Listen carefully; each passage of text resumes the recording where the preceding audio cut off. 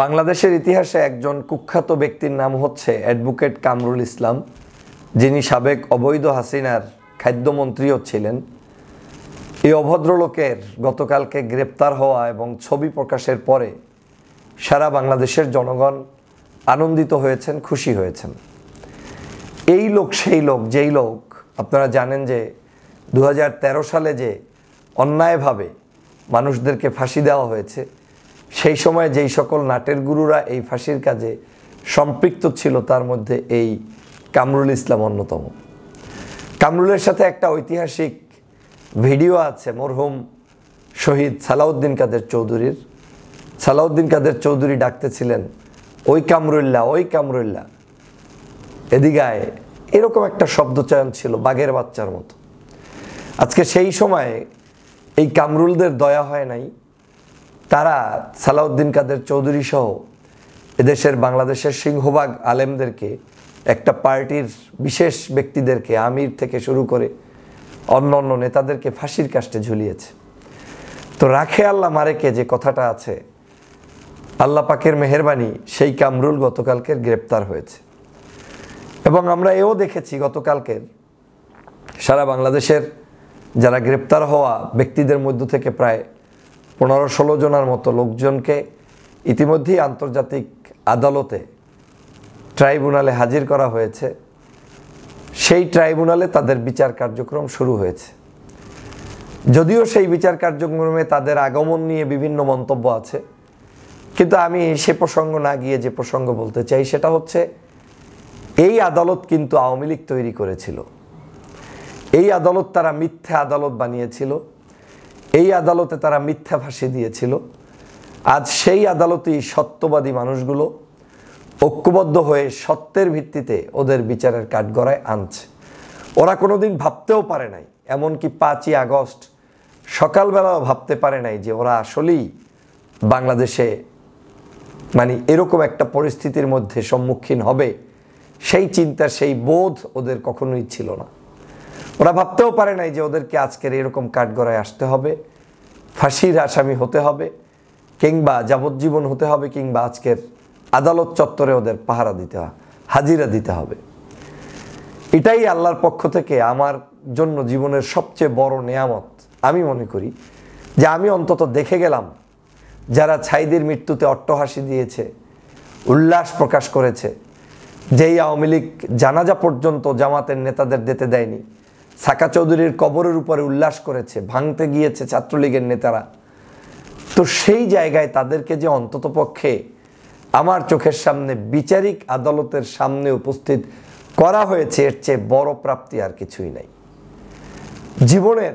মনে রাখবেন, অন্যায়কারী যত বড়ই শক্তিশালী হোক, কোনো না কোনো সময় গিয়ে তাকে পাকড়াও হতেই হবে। আজকের আওয়ামী লীগ যে জুলুম অত্যাচার করেছে, এই জুলুমের শাস্তি তাকে ভোগ করতে হবে এবং শুরু হয়ে গিয়েছে। এবং এই বাংলাদেশের সকল খুনের একজন আসামি সর্বসম্মতভাবে স্বীকৃত, যাকে আওয়ামী লীগের সবাই বলে যে তিনিই অপরাধী, তার নির্দেশে সবাই কাজ করছে, তিনি হচ্ছেন শেখ হাসিনা। আপনারা জানেন গতকালকের আন্তর্জাতিক অপরাধ ট্রাইব্যুনালে আসামিদের মধ্যে 2-1 জন ইতিমধ্যে বলাও শুরু করেছেন যে আমরা নিরপরাধ, এটা আমরা হুকুম, আমরা বারবার বলেছি। কি জানি কামাল মজুমদারই সম্ভবত একজন বলেছেন যে আমি এই ছাত্র আন্দোলনের পক্ষে ছিলাম বিদায় গণভবনই আমাকে ঢুকতে দেওয়া হয়নি। তো এতদিন তো এদের মুখ থেকে কোনো কথা বের হয় নাই, এখন বের হচ্ছে। তার মানে গণভবনের মূল নির্দেশদাতা এই শেখ হাসিনা। শেখ হাসিনা সকল হত্যাকাণ্ডগুলো ঘটিয়েছে, আর এরা এগুলোকে এক্সিকিউট করেছে, পালন করেছে। কেউ কেউ চুপ থেকেও শেখ হাসিনার পক্ষে অবস্থান নিয়েছে। সে কারণে আমি আমার সব বক্তব্যে বারবার বলার চেষ্টা করেছি যে শুধু বিচার এই খুনি কয়েকজনের করলেও হবে না, বিচার করতে হবে 14, 18, 24-এর নির্বাচনে যারা অবৈধভাবে শেখ হাসিনার সহযোগী হিসেবে কাজ করেছেন, প্রত্যেককে গ্রেপ্তার করে আইনের আওতায় আনতে হবে। এবং এই বিশেষ করে 24-এর সংসদে বসে থেকে যারা প্রতিবাদটুকু পর্যন্ত করে নাই, তাদেরকে বিচার করতেই হবে। যদি আপনি বিচার করতে না পারেন, তাহলে বাংলাদেশের মানুষের মূল যে একটা জায়গা, আপনার যে স্বপ্ন, সেই স্বপ্ন বাস্তবায়ন হবে না। বিচার করতেই হবে, বিচার করতে হবে এজন্য যে পরবর্তী প্রজন্ম শিখবে যে বাংলাদেশে কেউ শয়তানি করে, দুই নাম্বারি করে, অন্যায় কাজ করে পার পাবে না। আমার বাংলাদেশের অনেকের ধারণা হয়েছিল যে শেখ হাসিনা তো আসলে ফ্রাউন হয়ে গিয়েছে। আসলে ফ্রাউনেরও তো করুণ পরিণতি ছিল, তিনি তো কিয়ামত পর্যন্ত বাঁচতে পারেন নাই, তার তো লাশটা এখনো দেখা যায়। আমরা তখন বারবার বলেছিলাম যে শেখ হাসিনার পরিণতি ফেরাউনের চাইতে ভয়াবহই হবে। আধুনিক সভ্যতায় শেখ হাসিনা যেভাবে পালিয়ে গিয়েছেন বিমানে করে, এটা ফেরাউনের সেই পতনের চাইতে কঠিন পতন হয়েছে। তার নেতাকর্মী যারা বাংলাদেশের সমগ্র অলিতে গলিতে বিচরণ করত আর বলতো পারলে আসো, পারলে কথা বলো, সভা সমাবেশ কিচ্ছু করতে দিত না, সেই আওয়ামী লীগ এখন রাস্তায় 3-5 মানুষ তাহাজ্জুদের সময় মাস্ক পরে মিছিল করার চেষ্টা করে, একটা ব্যানার নিয়ে নামে, একটু ছবি তোলে, এই হচ্ছে তাদের করুণ পরিণতি। ওদের এখন 50টা মানুষ রাস্তায় নামার মতো লোক নাই। সেদিন 0 পয়েন্টে গেলাম, মানুষ নাই, বিশাল সমাবেশ করবে, 30 লক্ষ লোক আসবে, 1 লাখ লোক তো দূরের কথা, একটা মানুষ তাদের দেখলাম না। আজ একই অবস্থা বিচরণ করছে সমগ্র দেশে। তারা কোনো জায়গায় কোনো অবস্থান তৈরি করতে পারেনি, জনগণ তাদের সাথে নেই। একই কাজ 71 থেকে 75-এর শেখ মুজিবুর রহমানের অত্যাচারের কারণে, জুলুমের কারণে 15ই আগস্টেও কিন্তু হয়েছে।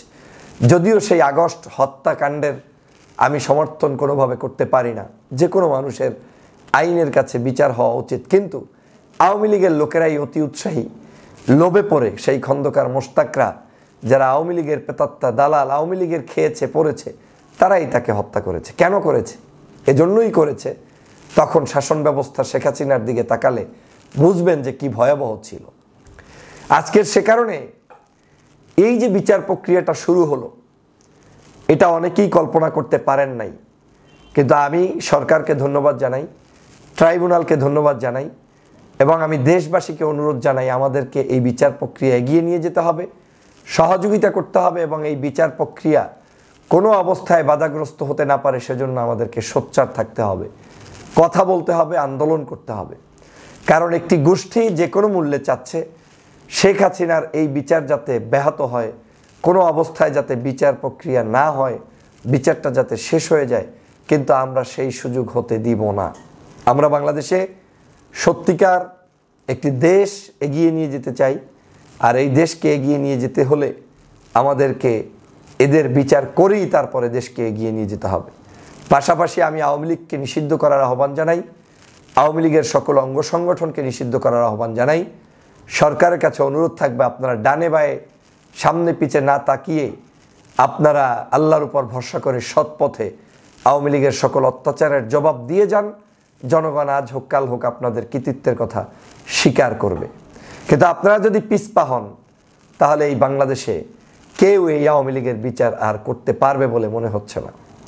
অতএব এখনই সময় ঘুরে দাঁড়াবার, এখনই সময় সত্যবাদী মানুষদের প্রতিষ্ঠিত হওয়ার, এখনই সময় আওয়ামী লীগের সকল ষড়যন্ত্রবাদীদেরকে রুখে দিয়ে স্বাধীন বাংলাদেশ প্রতিষ্ঠা করার।